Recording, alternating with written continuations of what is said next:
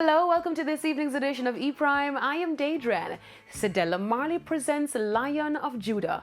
Lion of Judah, graphic novel series co-produced by Cedella Marley, aims to highlight contributions set by musical and historical figures, including Bob Marley and the Wailers. It also chronicles the evolutionary history of reggae from Kumina, Mento, ska and rocksteady onto rockers, dub and dancehall music from a unique perspective.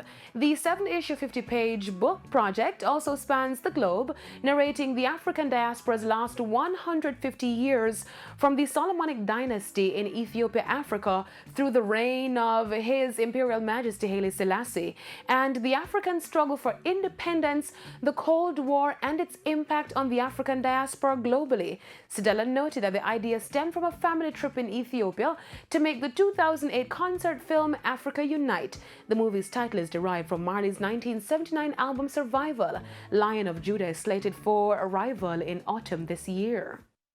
Meanwhile, a treasure trove of long-lost Bob Marley live recordings to be auctioned.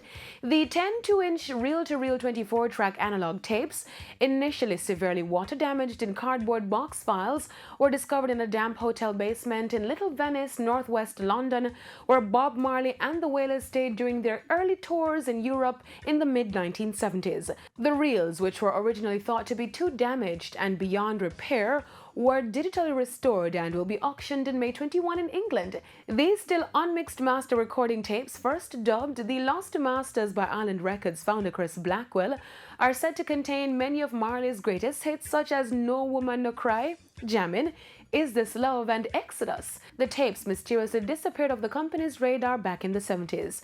Omega Auctions, which is said to put the Marley tapes on offer, recently sold highly prized artifacts such as Elvis Presley's Bible with handwritten notes for £50,000. They also sold the Mike Mitchell Beatles archive for £253,000, David Bowie's first ever vocal recording from 1967, the first demo version of David Bowie's legendary Starman, and the single record that first helped launch the Beatles' Hello Little Girl.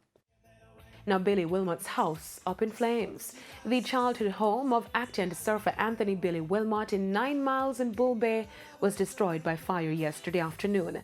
Wilmot is known for his role as CC in the Jamaican drama Royal Palm Estate and is the president of the Jamaica Surfing Association. Basically lost everything, burned to the ground. This is our bedroom. It's upstairs. Fell through down in here. That's what's left of our cupboard. That's what's left of the clothes. This is the bathroom. According to law enforcement, the blaze was started by children in the house who were playing with fire upstairs.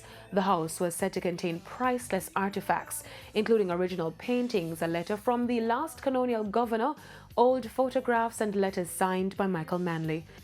Damage is estimated at $40 million. That's it for this evening's edition of E-Prime. I am Daedran. Thank you for watching.